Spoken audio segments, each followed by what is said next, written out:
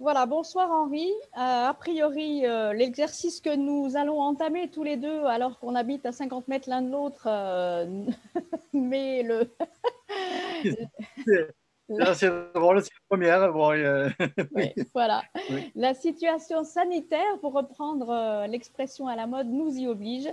Ah, Merci de te prêter à l'exercice. Je te reçois dans mon petit écran à l'occasion de la parution de ton recueil de poésie qui a lieu à l'automne maintenant, mais il est toujours bon de le rappeler, qui s'appelle Rive-Garonne. Et pour lequel j'aimerais que l'on donne envie de découverte ou de curiosité à nos amis lecteurs, si tu le bien, ouais. permets. Oui, oui, on va essayer, oui, oui. Pour cela, si tu le veux bien, je crois que, compte tenu du fait qu'il s'agit d'un type de poésie particulière, il est important de resituer un peu quelques contextes et j'aimerais que tu nous resitues tes inspirations, que tu nous parles par exemple de ce qui a pu t'influencer, j'ai envie de dire. Et par exemple, est-ce que tu veux nous dire quelques mots de la Beat Generation? Oui, alors, oui, oui, je pourrais en dire beaucoup, hein. Oui, Oui, effectivement, c'est dans les années 70, effectivement, que j'ai commencé à m'intéresser à la poésie. Bon, je ne parle pas de la période scolaire, évidemment. Donc, alors, avec donc une liberté, enfin, et une poésie donc, qui est bon, un petit peu informelle. Mais voilà, donc, et alors, ça a été un premier élément. Deuxième élément de ce qui a pu enfin, me convier à tout ça, bon, il y a un titre qui s'appelle Rive-Garonne. oui. Donc, Rive-Garonne, ça veut dire que tout ce que j'ai écrit là-dedans, ça a été écrit aux alentours des rives de la Garonne. Et même pour une partie non négligeable, il y a vraiment l'influence de ma jeunesse dans la Garonne, au bord de la Garonne, puisque Bon. j'habitais au bord de la Garonne. Voilà. Et donc, bon, tout au long des années, puisque ce recueil, en fait, il regroupe des textes que je fais depuis les années 70 jusqu'au confinement dernier, le premier. Le premier. Donc voilà, voilà, et j'en ai extrait un certain nombre que je pensais publiables. Voilà. Ok. Ce recueil, il a à la fois une forme précise et non, puisque on répète que tu es, je pense pouvoir le dire, largement influencé par le courant contemporain, donc celui qui se défait des codes. Est-ce que peux nous parler de la forme de ta poésie, du coup?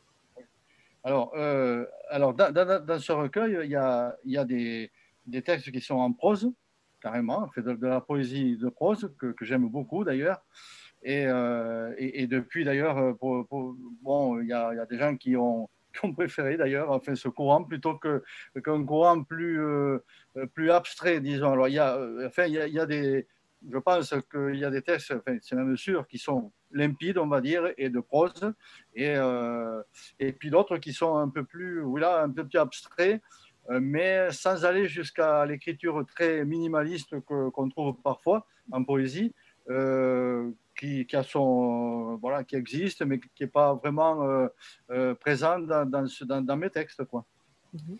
Voilà. Non, alors, bon, ces textes, ce sont toujours des textes qui ont été écrits à partir d'une émotion véritable, enfin de quelque chose qui pouvait surgir aussi bien quand j'étais au bord de la Garonne, justement à la pêche, et Ouais. il y a un texte en particulier là, enfin, qui a trait aux senteurs qu'on a au bord de la Garonne, voilà, qui rappelait, bon, je dis le tabac, enfin, de shipper, enfin, comme voilà, et c'était exactement ça, c'est-à-dire qu'à l'automne, il y avait du feuillage qui vraiment exhalait. Bon, voilà, et ça m'a donné lieu bon, à un texte. Voilà, et puis d'autres émotions qui peuvent être des rencontres enfin, et des compagnonnages de compagnes enfin, aussi, Ouais. etc., Ouais. etc. Mais voilà. Je ne sais pas si je réponds à tes Si, questions. absolument, absolument.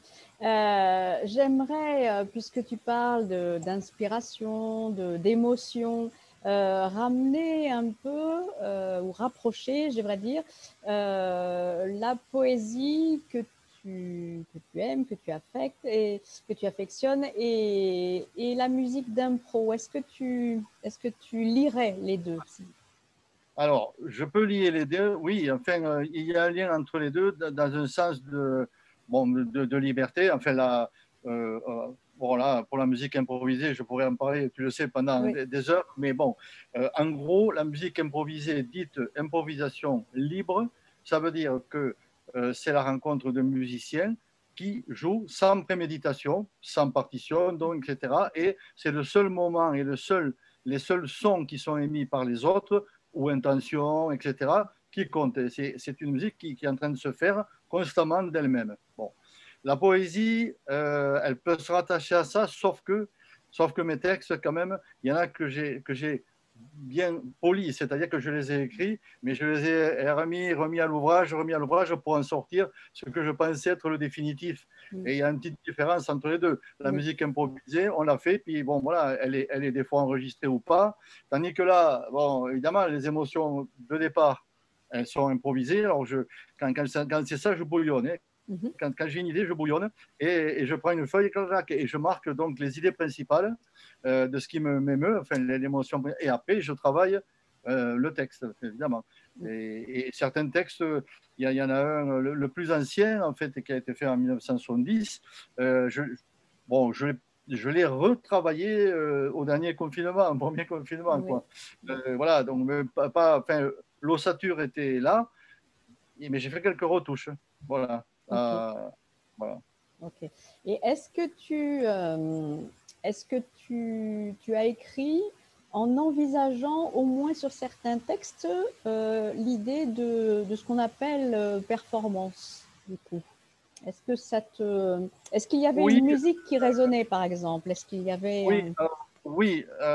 Bon, j'essaye, enfin, bon, dans mes textes, j'essaye que ça résonne musicalement, mais quelqu'un m'a dit, enfin, oui, on sent que tu fais de la musique, bon, pour au moins un certain texte. Bon, enfin, bon, c'est une bien grosse intention, alors la performance, non, mais il y a des textes qui ont trait à la musique, justement, et à la musique improvisée, un petit peu, bon.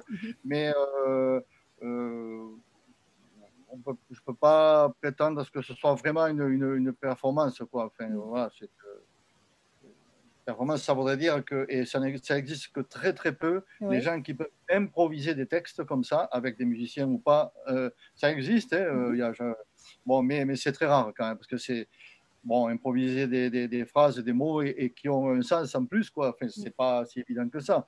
Bon, sinon, on peut toujours mettre des mots les uns à côté des autres, bien sûr, mais bon, Bien sûr. si l'intention est de communiquer quelque chose, bon, lisible, Oui. à ce moment-là, ça devient un peu compliqué, quoi. Bien sûr, bien sûr. Revenons au recueil plus Oui, précisément, si tu le veux bien, et à la rencontre que tu as eue avec l'éditrice à ce sujet de oui, porte-à-parole oui. et l'intention que tu as humainement de rendre malgré tout un hommage aussi au travers de la publication de cette... Oui, oui. Alors, bon, l'origine enfin, du recueil, en fait, bon, il y a longtemps que j'ai ces textes dans mes Oui, tiroirs ou autres, et bon, je m'étais toujours dit, peut-être qu'un jour, il faudrait que j'en fasse une publication, mais ça fait des années, des années, des années, et occupé par la musique et par bien d'autres choses, bon, j'ai pas eu l'occasion de le faire. Il a fallu 2 événements pour ça. Il a fallu donc le décès de notre ami Richard Lavorier, qui m'a mis en relation avec l'éditrice. En fait, j'avais fait avec, comme tu le sais, avec Richard, plusieurs prestations qui ont été filmées. oui, Et quant au décès, elle a su enfin, qu'il y avait bon, des enregistrements. Et donc, donc Richard Labourie qui était édité à porte-à-parole, bien sûr.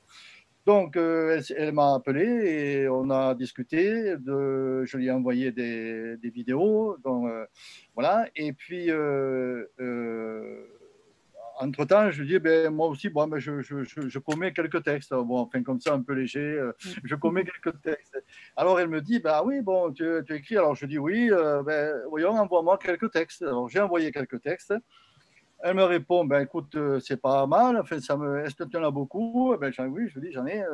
Eh ben, écoute, elle me dit, envoie-en une cinquantaine et puis on verra bien.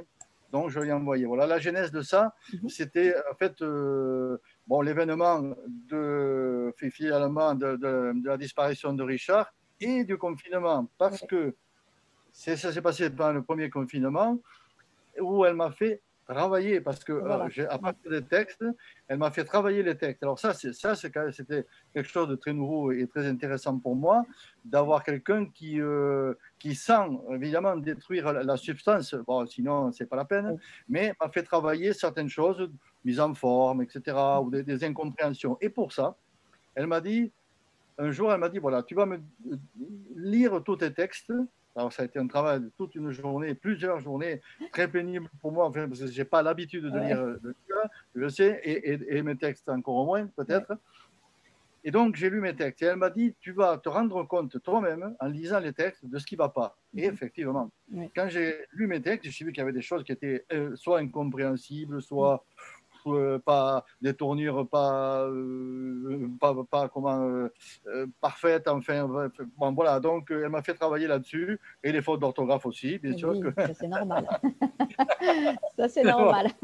Voilà, donc voilà. Et alors je voudrais quand même compléter en disant, voilà, enfin moi j'ai pas je ne suis pas, enfin, voilà, je suis pas écrivain, on le sait, enfin, je n'ai pas vocation à faire, voilà. Mais donc, c'est très tard dans ma vie que je fais mon premier livre, donc à 72 ans. Voilà, mais j'ai toujours quand même pondu des textes. Tu as toujours écrit. J'ai toujours écrit, voilà, mais sans. Et pour tout dire, si on va encore plus loin, dans la scolarité, il se trouve que j'avais toujours des excellentes notes en français. C'est peut-être la seule matière où j'avais, à Caser, après, bon, ça a été autre chose. Mais où j'avais effectivement, bon, voilà, et j'ai eu par la suite, après, dans ma scolarité, des devoirs de français qui ont été lus. Il y a toujours eu un petit rapport comme ça avec l'écriture, oui, mais sans que je le travaille, parce que, bon, voilà, c'était sur autre chose. Bien sûr. Est-ce que maintenant, je sais, ou au moins je me doute du fait que tu aies continué à écrire, est-ce que tu écris différemment?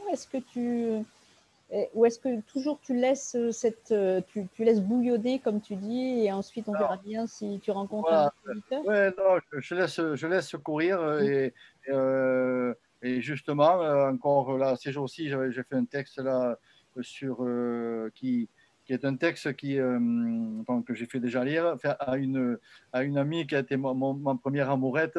Donc voilà, j'ai fait un texte de ce que de mon ressenti un demi-siècle après. D'ailleurs, ça s'appelle Au-delà d'un demi-siècle, le titre. Bon, voilà. Et alors ça, c'était parce que j'ai discuté avec elle pendant 3 heures. Bon, il y a eu une émotion, et voilà. De même que, oui, ce matin encore, je pensais là, à cette histoire en écoutant la radio du Printemps des poètes là, qui est sur le désir. Mais je suis en train d'écrire un truc sur le désir. Bon, voilà, mais ça vient comme ça. Enfin, voilà. Et donc, je ne cherche pas à faire une carrière maintenant, enfin, comme on dit, mais, dans l'écriture évidemment, mais il y a quand même, j'ai un désir oui, de continuer. En plus, bon, c'est vrai que j'ai été encouragé par des lecteurs, bon, voilà, que je le dis à toute simplicité, mais oui. Et donc, oui, je vais continuer un petit peu. Bon, enfin, voilà, quoi. Oui, il y a un second livre qui se profile, enfin, très différent de celui-là. Et pour en revenir aux formes, quand même, quand j'écris, c'est un peu l'événement, l'émotion, etc., qui guide la forme. Dans ce livre, vous allez trouver des formes. Par exemple, bon, il y a un texte qui est sur les cairns. Les cairns, c'est des amas de pierre qu'on tourne au bord de la Garonne, etc. Ben, je l'ai mis en forme de cairn, plus ou moins, enfin, bien sûr. Le texte lui-même, bon, c'est une petite coquetterie, en fait, si on veut, mais c'est une envie comme ça voilà. Et d'autres formes d'autres sont en quatrain plus 3 lignes, bon, c'est assez classique. Bon, il y a la forme aussi qui guide un peu, enfin, enfin, c'est pas la forme qui guide, c'est ce que je veux exprimer le texte, oui, qui guide la forme. Ouais. Okay. Ouais. Okay. Et justement, pour en revenir à tes lecteurs, quel a été, est-ce que ça a été compliqué ou douloureux pour toi de te mettre dans l'idée que véritablement tu allais rencontrer un lectorat, que tu allais être lu par d'autres personnes? Qu'est-ce que ça a évoqué? Qu'est-ce que ça t'a évoqué? Non, mais c'est pas anodin. Bon, souvent on entend dire que voilà, en écriture on se met à nu. Voilà, enfin, c'est une expression. Oui, oui. Effectivement, parce que là, ben, ça m'a été dit par un camarade qui écrit, alors lui depuis très longtemps. Il m'a dit on sent bon, qu'il y a du vécu, comme on dit. Bon, c'est une expression un peu vraie, mais en fait, ben, moi je sais faire que ça, quoi, je veux dire. Hein. Bon, il n'y a pas c'est pas. Oui, j'allais dire, c'est pas de la fiction. Oui, il y a toujours une part de fiction dans la poésie. Enfin, si. Mais c'est à base quand même beaucoup de vécu. Donc, voilà, enfin, bon, à partir de. C'est ce que je fais peut-être dans le second livre, c'est ce que je ferai. Là, je ferai quelque chose qui partira de photos et puis avec des commentaires, enfin, pas des commentaires, enfin, des textes qui auront.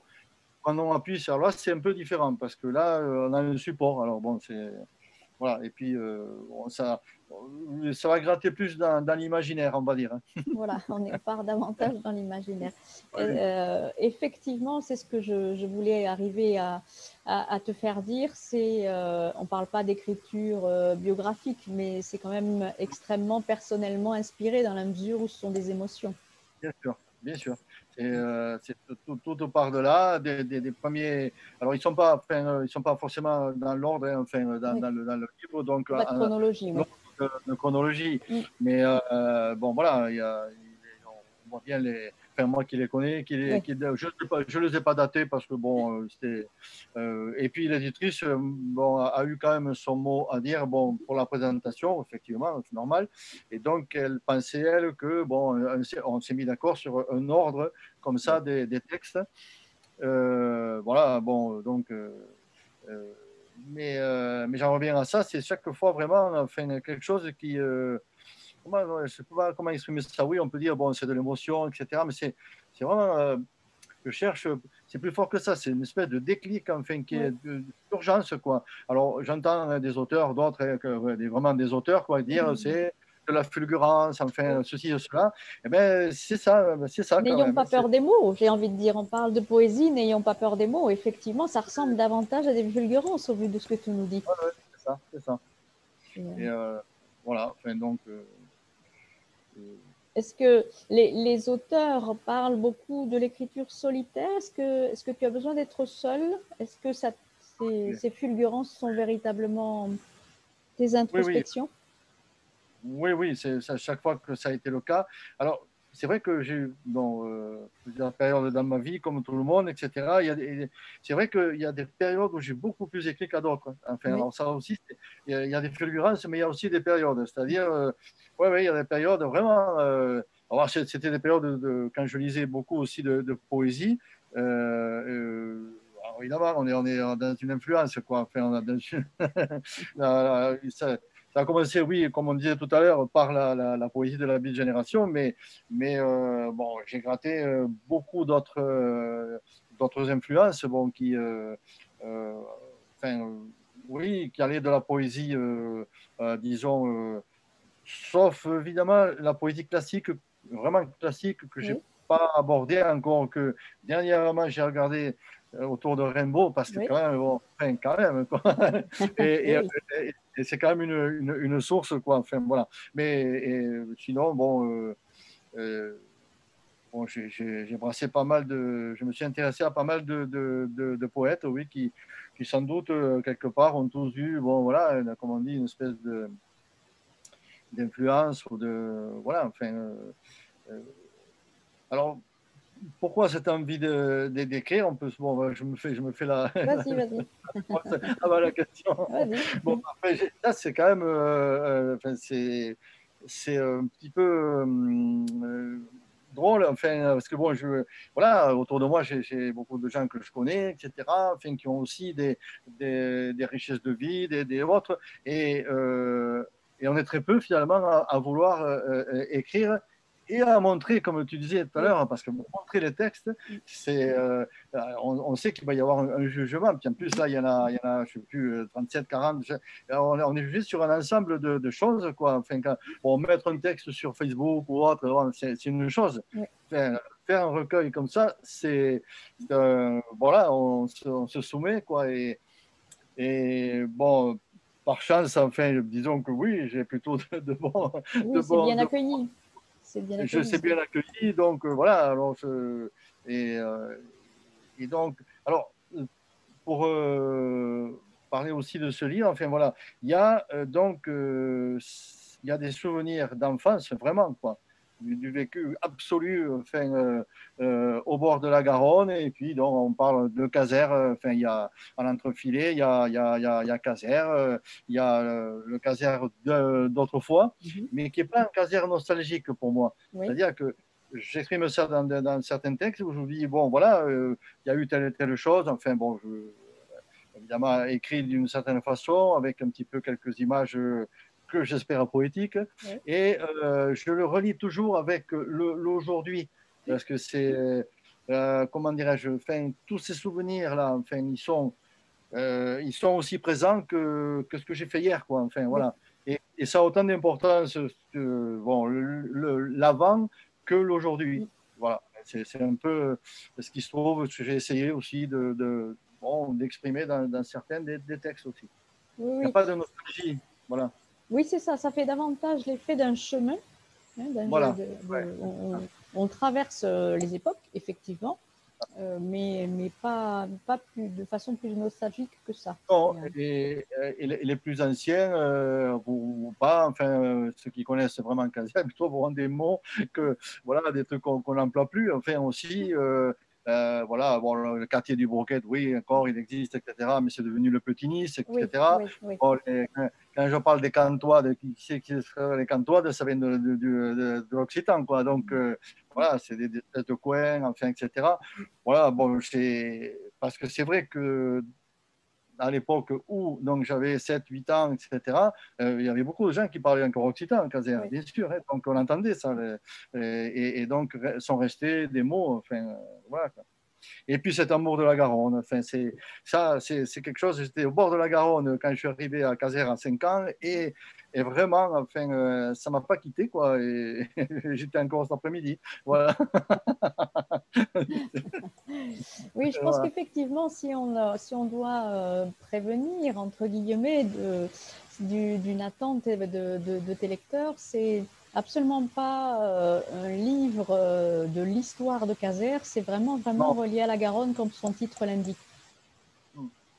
C'est Oui, tout à oui, fait c'est ça. pas, voilà, c'est pas un livre sur les historiques et rien. Ouais. Ce sont des impressions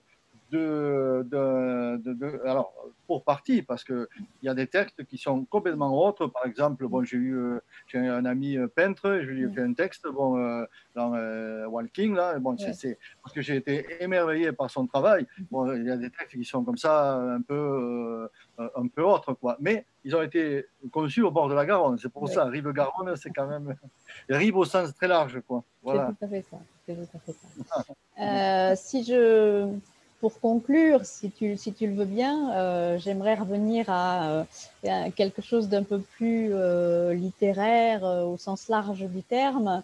On parle beaucoup de la poésie comme du parent pauvre en littérature. Que voudrais-tu dire à des lecteurs qui n'ont pas encore franchi le pas pour qu'ils se lancent, qu'ils deviennent curieux et comment dédramatiserais-tu le fait d'aller ouvrir un recueil de poèmes? Oui, alors, ben, justement, enfin, hier soir, il en a été question à la Grande Librairie, beaucoup de Oui, poésie, justement, et absolument. c'était très Ouais. intéressant. Et voilà, et pour donner goût, enfin, à la lecture de la poésie, effectivement. Alors, peut-être qu'on est dans un moment, une époque, enfin aussi, où on a du temps qui est compté. On a du temps qui est compté tout autant qu'on est, même si comme moi, bon, voilà, je ne travaille plus, je suis à la retraite ou autre, mais quand même avec les activités. Bon. Et peut-être la poésie aussi, c'est une façon de se relier enfin à de la littérature ou à des idées, d'une façon peut-être moins prégnante et plus courte que la lecture d'un roman. Bon, la lecture d'un roman, c'est vrai qu'il faut du temps, enfin, si on ne veut pas perdre le fil, etc. Bon, en général, on y arrive, mais bon. Alors que dans la poésie, moi, ce qui me. Et autrement dit, quand je ne sais pas trop, ou si j'ai un bouquin qui m'intéresse moins, ou si j'arrive pas à le finir, je reviens sur des petits textes. Comme ça, là, bon, voilà, on a notre temps qui est bien employé, on va dire, parce que c'est très concentré la poésie. C'est ça que c'est hyper concentré par rapport enfin, à du roman. Et il y a matière enfin, à réfléchir, à avoir des émotions, à relier comment, des choses avec sa vie, enfin, voilà quoi. Et puis le plaisir des mots, le plaisir de voir comment les gens ont pu agencer des mots de façon à ce que ça résonne, quoi, enfin, et de créer des images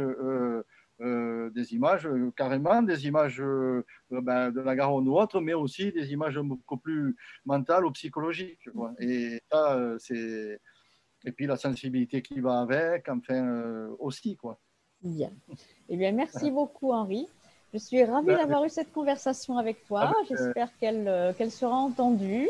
avec- Et surtout, n'hésitez pas, je vous le dis en tant que libraire, restez curieux, ouvrez les recueils de poésie. Et juste un petit conseil, un dernier, allez, c'est promis, je ne fais pas la morale, hein, mais pas d'auteur, pas de livre. Donc, achetez neuf les livres des auteurs vivants. Bonne soirée, Henri. Merci beaucoup. à bientôt. À bientôt.